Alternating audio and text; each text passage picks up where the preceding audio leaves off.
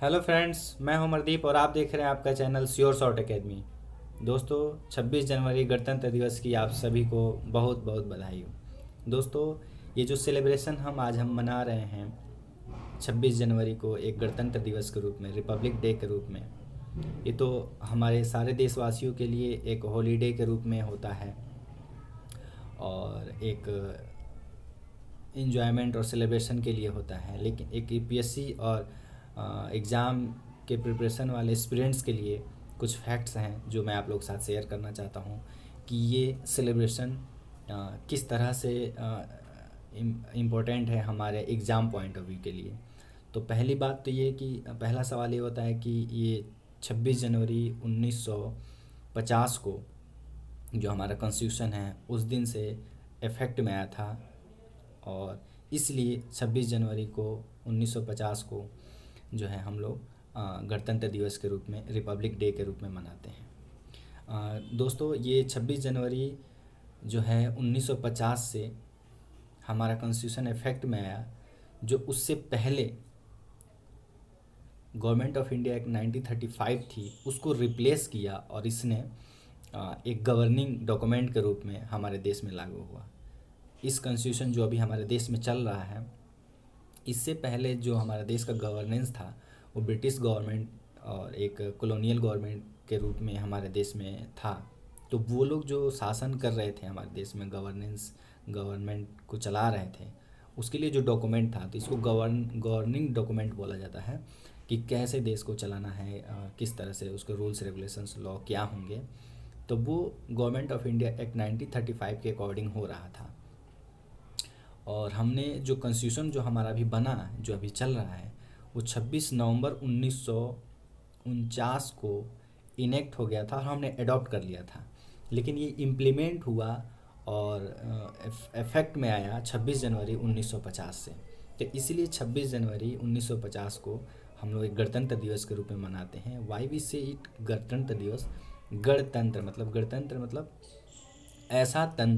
ऐसा तंत्र जिसमें गण मतलब जनता का राज हो, जनता चलती, मतलब for the people, by the people, of the people कहा जाता है ना। तो वो रिपब्लिक बन गया, मतलब ये जो शासन व्यवस्था चलेगी वो as per the will of the people चलेगी और वहीं जो है उसको हम लोग 26 जनवरी 1950 से आज तक हम लोग गणतंत्र दिवस के रूप में मना रहे हैं। और एक और अब एग्ज़ाम में क्वेश्चन पूछा जाता है कि why we choose this 26 January as a republic day.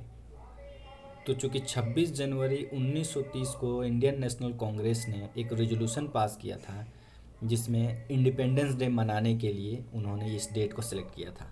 लेकिन आज़ादी उस समय नहीं मिल पाई, अंग्रेज़ों से हमें नहीं मिल पाई और हमें आज़ादी नहीं मिली। तो हमने क्या किया कि इस डेट को एज ए गणतंत्र दिवस हमने चूज़ किया था। क्योंकि आज़ादी हमारी मर्ज़ी से, हमारी डेट से, हमारी चॉइस से तो मिला नहीं। अंग्रेज़ों ने 30 जून 1948 को डिक्लेयर किया था कि वो आज़ादी हमें देंगे।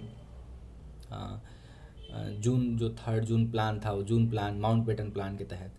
तो लेकिन उस समय तो आज़ादी हमें मिली नहीं। तो आज़ादी तो एक और डेट अलग फिक्स किया गया था, लेकिन 15 अगस्त 1947 को ही उन्होंने आज़ादी दी। तो आज़ादी का डेट हमने सेलेक्ट नहीं कर पाए थे। तो वो तो आज़ादी मिली उस दिन, तो उस दिन से हम लोग 15 अगस्त 1947 से हम लोग इंडिपेंडेंस डे मनाने लगे। लेकिन जो डेट 26 जनवरी है वो हमने पहले से ही 1930 में एक आज़ादी दिवस के रूप में, इंडिपेंडेंस डे के रूप में सेलिब्रेट किया था। तो फिर दोबारा तो हम इंडिपेंडेंस डे अब तो नहीं कहेंगे, नहीं 15 अगस्त को हमने आज़ादी मिली, नहीं हम 26 जनवरी से आज़ादी दिवस मनाएंगे। तो हमने क्या किया कि जो पॉलिसी मेकर थे, जो कॉन्स्टिट्यूशन मेकर थे, उन्होंने क्या किया कि उस डेट को यूज़ करने के लिए, चूँकि कांग्रेस ने उस डेट को, इंडियन नेशनल कांग्रेस जो उस समय फ्रीडम फाइटिंग के रूप में लीड कर रही थी, उन्होंने उस डेट को यूज़ किया था। तो उन्होंने कहा कि इस 26 जनवरी डेट को एज ए रिपब्लिक डे हम लोग सेलिब्रेट करेंगे, जिस दिन से हमने कॉन्स्टिट्यूशन को इफेक्ट में लाया। तो टाइमलाइन से फिर से थोड़ा सा इन ब्रीफ में समझ लीजिए। 26 जनवरी 1950 को हमने कॉन्स्टिट्यूशन को इफेक्ट में आया, लेकिन 26 नवंबर 1949 को कॉन्स्टिट्यूशन को हमने एडॉप्ट किया था, इनेक्ट किया था। उस दिन हमने बनाया था और इनेक्ट किया था, लॉ बन गया था। कि हाँ ठीक है, हमने कॉन्स्टिट्यूएंट असेंबली ने उसको बना दिया था।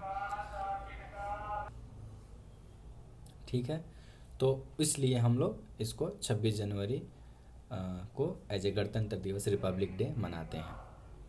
ये इन्फॉर्मेशन थोड़ा सा ब्रीफ में मैंने इसलिए दे दिया क्योंकि आज रिपब्लिक डे था, लेकिन कोर्सेज़ को मैं अच्छे से पढ़ाऊँगा, बताऊँगा और गाइड करूँगा आप लोगों को।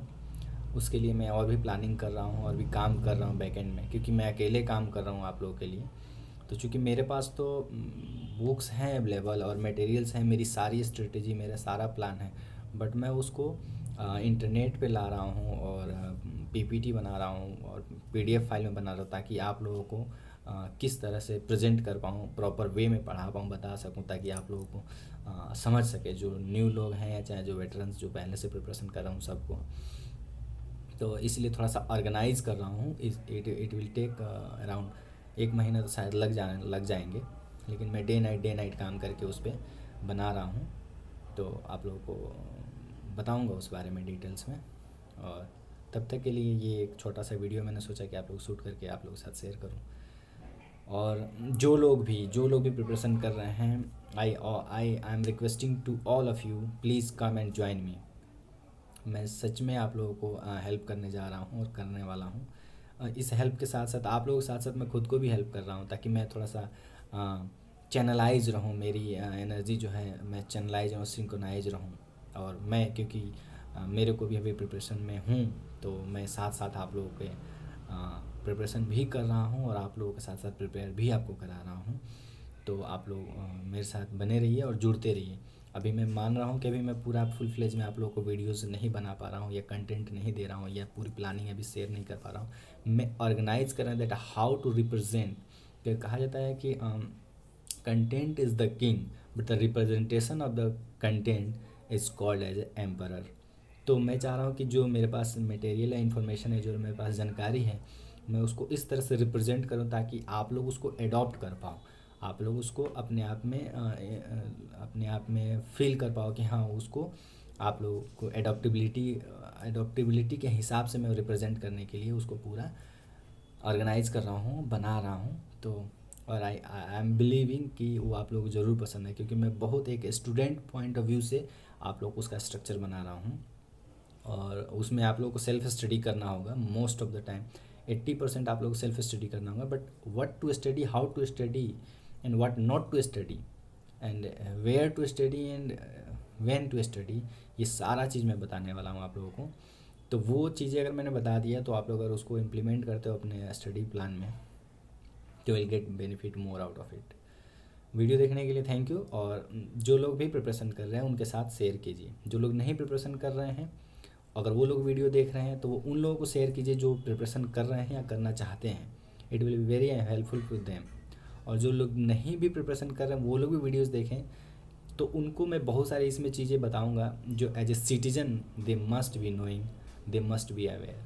क्योंकि मेरा मानना है कि अगर आपको एग्ज़ाम नहीं क्लियर कर पाते हो आईएएस का या पीसीएस का जो भी, लेकिन अगर आपने वेल प्रिपेयर करते हो और अच्छे से प्रिपरेशन करते हो, तो कुछ नहीं तो कम से कम एक वेल इन्फॉर्म सिटीजन बन जाओगे आप। एंड एटलीस्ट मेरे को इतना कम से कम ये बेनिफिट हुआ। इवन मैं तो रिकमेंड करूँगा जिन लोगों को भी, मैं इंजीनियर बन के जितना वेल इन्फॉर्म सिटीजन फील नहीं करता था, आज के डेट में प्रिपरेशन के बाद 6 साल 7 साल के प्रिपरेशन के बाद नाउ आई एम फीलिंग कि कम से कम कुछ नहीं तो मैं एक वेल इन्फॉर्म सिटीजन तो हूँ। मैं अपने राइट्स जानता हूँ, मैं अपने देश की इकनॉमी जानता हूँ, हिस्ट्री जानता हूँ, पॉलिटी जानता हूँ, और जानता हूँ कि हमारा देश कैसे चल रहा है, क्या कानून है, किस तरह से देश चलता है या सोसाइटी चलता है। ये चीज़ों की अंडरस्टैंडिंग हो जाती है, तो वो काफ़ी हेल्पफुल होता है आप लोगों को आपके लाइफ में। तो my videos are helpful to all of those who are watching, everybody. But जो स्पेसिफिकली प्रिपरेशन कर रहे हैं उनको ज़्यादा एग्ज़ाम क्लियर करने में हेल्पफुल होगा। तो वो लोग ज़्यादा इसको, तो वो लोग तो एकदम स्टूडेंट की तरह देखेंगे, पेन एंड पेपर लेके देखेंगे। बट जो लोग प्रिपरेशन नहीं कर रहे वो ऐसे मेरे वीडियो को वॉच करेंगे, तो उनको काफ़ी इंसाइट्स मिलेंगे, मोटिवेशंस मिलेगा, लाइफ में अंडरस्टैंडिंग समझ में आएगी चीज़ों की। वीडियो देखिए और देखते रहिए। देखने के लिए धन्यवाद। Thank you very much.